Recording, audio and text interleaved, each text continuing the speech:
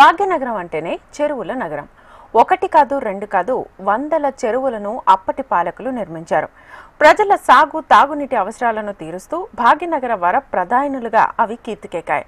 అయితే గతమెంతో ఘనమైనది అన్నట్లుగా అదంతా ఒకప్పటి మాట. ఒకప్పుడు జీవనదులుగా వెలసిల్లిన ఆ చెరువులు ఇప్పుడు కాలుష్య కోరల్లో చిక్కుకొని డంపింగ్ యార్డులను తలపిస్తున్నాయి. ఎక్కడ చూసినా ప్లాస్టిక్ వ్యర్థాలు, మురుగునీటితో జలాశయాలు కంపు కొడుతున్నాయి. చాలా చెరువుల్లో ఆక్సిజన్ స్థాయిలు పడిపోయి జలచరాలకు ప్రాణవాయువు దొరకని పరిస్థితి ఏర్పడింది. దీంతో సిటీలోని అనేక చెరువులు ఉనికిని కోల్పోయే ప్రమాదంలో ఉన్నాయి.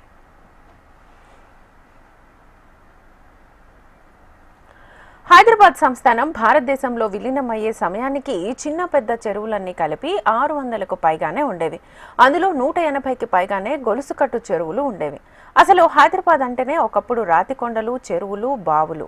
అలాంటి సహజ వనరులు ఇప్పుడు ఏమయ్యాయి? నిండుకుండల్లా స్వచ్ఛమైన జలాలతో కలకలలాడిన ఆ చెరువులు ఇప్పుడు ఎక్కడ? వాటి దుస్థితికి కారణమెవరు? నగరంలోని పటేల్ కుంట చెరువు, గంగారం చెరువు, సున్నం చెరువు, హస్మత్ చెరువు, కాముని చెరువుల్లోనూ దాదాపు ఇదే పరిస్థితి. డ్రైనేజ్ లైన్లను పూర్తిగా ఈ చెరువుల్లోకి వదిలేస్తున్నారు. గోపన్పల్లి చెరువు ద్వారా చాలా మంది మత్స్యకారులు ఉపాధి పొందుతున్నారు. పరిసర ప్రాంతాల్లో నుంచి చెరువులోకి వచ్చే మురుగు శుద్ధికి అధికారులు ఎస్టీపీని నిర్మించారు. మురుగును శుద్ధి చేసిన తర్వాతే చెరువులో కొదలాలి. కానీ ఎస్టీపీ పని చేయకపోవడంతో మురుగునీరంతా చెరువులో నేరుగా కలుస్తోంది.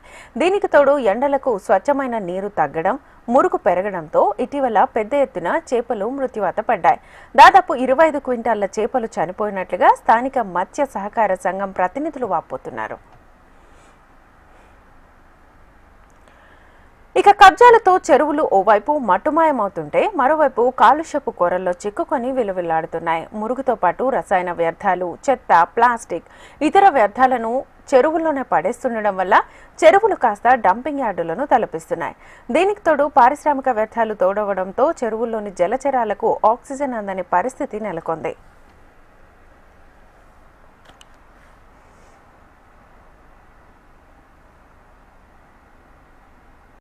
హైదరాబాద్ నగరంలో ప్రజల తాగు, సాగునీటి అవసరాలను తీర్చేందుకు అప్పటి మన పాలకులు కొన్ని వందల చెరువులను నిర్మించారు. అలాంటి చెరువుల దుస్థితి ఇప్పుడు ఏ విధంగా ఉందో మనం చూడొచ్చు. ఇప్పుడు మనం చూస్తుంది ఏ చెత్త డంపింగ్ యార్డో కాదు, దశాబ్దాల పాటు అక్కడి ప్రజల దాహార్తిని తీర్చిన మంచినీటి చెరువులు పాలకుల అలసత్వం, పౌరుల నిర్లక్ష్యానికి ఇలా మురికి కూపంగా తయారైంది. ఇక్కడ చూసుకున్నట్లయితే మహానగరంలో ముదురుతున్న ఎండలు చెరువుల కుంటలపైన ప్రభావం చూపుతున్నాయి. నీటి మట్టాలు తగ్గడమే కాదు, జలచరాలకు కూడా జీవనాధారమైన ఆక్సిజన్ కూడా తగ్గిపోతుంది. చెరువులన్నీ కూడా మురికి కూపంగా మారడంతో అందులో ఆక్సిజన్ లెవెల్స్ తగ్గిపోయి జలచరాలు, అందులో ఉన్న చేపలు అన్నీ కూడా మృత్యువాత పడుతున్నాయి. చెరువుల్లో కాస్త మురుగు చేరిన కలుషితంగా మారుతున్నాయి. దాంతో చేపల పాటు ఇతర జలచరాలు కూడా బతకలేకపోతున్నాయి. హైదరాబాద్ నగరం మహానగరంగా రూపాంతరం చెందింది. కానీ వేగంగా ఇక్కడ ఈ రియల్ ఎస్టేట్ మాఫియా సహజ వనరులను ధ్వంసం చేసింది. ఆఖరికి చెరువుల FTL పరిధిలను కూడా ఆక్రమించి నిర్మాణాలు చేపట్టారు. కొన్ని చోట్ల చెరువులను పూర్తి చేసి బహుళ అంతస్తులను నిర్మించారు. చూసుకున్నట్లయితే ఎక్కడ చూసినా చెరువుల పరిస్థితి ఏ విధంగా ఉందంటే చుట్టూ మొత్తం కూడా బహుళ అంతస్తులు, వాకింగ్ ట్రాక్స్ అని, చెరువు సుందరీకరణ అని అన్నీ డెవలప్ చేశారు. కానీ సహజ వనరులు అన్నీ కూడా పాడైపోతున్న ఆలోచన అయితే ప్రభుత్వానికి పట్టడం లేదు. మురుగునీరు కలిసే ప్రతి చెరువు కూడా కుంటల్లో ఆక్సిజన్ స్థాయిలు పడిపోయి BOD స్థాయిలు పెరగడంతో బ్లూ ఆల్గే వచ్చేస్తుంది. తేలికైన పదార్థం కావడంతో నీటి అలలకు ఒడ్డుకు చేరుతుంది. బ్లూ ఆల్గే ఆయా చెరువులు, కుంటలపైన భౌగోళిక స్థితిగతులను బట్టి జలచరాలకు ప్రమాదంగా మారుతుంది. దీనివల్ల చుట్టుపక్కల ఉన్న వాళ్ళకి కూడా ఈ బ్లూ ఆల్గే వల్ల దీని ద్వారా వచ్చే మురుగు వాసన కూడా చుట్టుపక్కల వాళ్ళకి అనారోగ్య సమస్యలను తెచ్చిపెడుతున్నాయి. అయినప్పటికీ కూడా ప్రభుత్వం ఏం పట్టనట్టుగా ఉంది. దుర్వాసన వ్యాపించేస్తుంది. చెరువుల్లో అయితే జలచరాల మనుగడకు డిజాల్వ్డ్ ఆక్సిజన్ లీటర్ నీటిలో 7 ppm ఉండాలి. ఒకవేళ అంతకంటే తక్కువగా ఉంటే, అంటే 4 ppm కంటే తగ్గితే చేపలకు ఆక్సిజన్ కొరత ఏర్పడుతుంది. నగరంలోని అత్యధిక చెరువుల్లో DO స్థాయిలు గణనీయంగా పడిపోయినట్లుగా నిపుణులు కూడా చెప్తున్నారు. ఈ ఒక్క చెరువు పరిస్థితినే కాదు, చాలా చెరువుల్లో కూడా 7 ppm కంటే తక్కువగా, అంటే 4 ppm కంటే ఇది తగ్గడం వల్ల చేపలు కూడా చాలా వరకు మృత్యువాత పడుతున్నాయి. ఈ ఒక్క చెరువు పరిస్థితి అనే కాదు, చాలా చెరువుల పరిస్థితి ఈ విధంగానే ఉంది.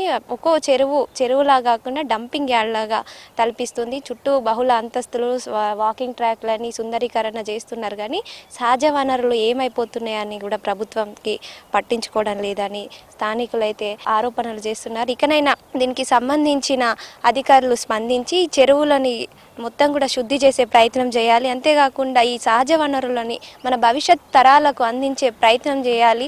అంటే వీటిని ఇప్పుడున్న ఈ సహజ వనరులు మన పాలకులు మన సాగు నీటి అవసరాల కోసం నిర్మించిన ఈ చెరువులను కాపాడుకునే ప్రయత్నం చేయాలి. మన భావితరాలకు ఈ సహజ వనరులను అందించే ప్రయత్నం చేయాలని స్థానికులు కోరుతున్నారు. కెమెరామ్యాన్ రవితో అలేఖ్య, HM టీవీ, హైదరాబాద్.